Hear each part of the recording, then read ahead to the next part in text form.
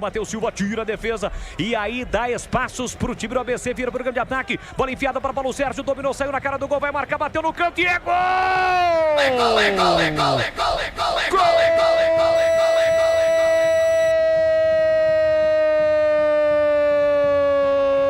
gol, do ABC!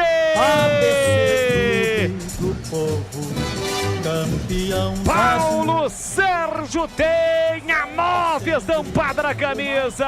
Eu acabei de dizer, o Matheus Silva virou centroavante e aí deu um buraco, né? Provocou um buraco no campo defensivo da Macaca. Lançamento para o Tony Anderson. Ele viu pelo meio o Paulo Sérgio livre, recolheu, dominou, bateu pro gol. A bola desviou no Felipinho e matou o Kaique França. O ABC amplia e determina mais uma derrota da Macaca no Campeonato Brasileiro da Série B.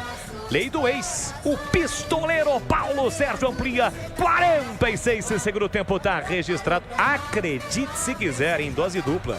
ABC 2, Ponte Preta 0. E o detalhe do gol, Vladimir.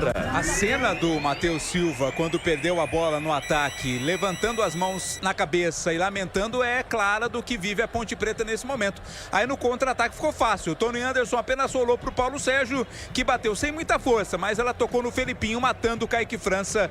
2-0 ABC.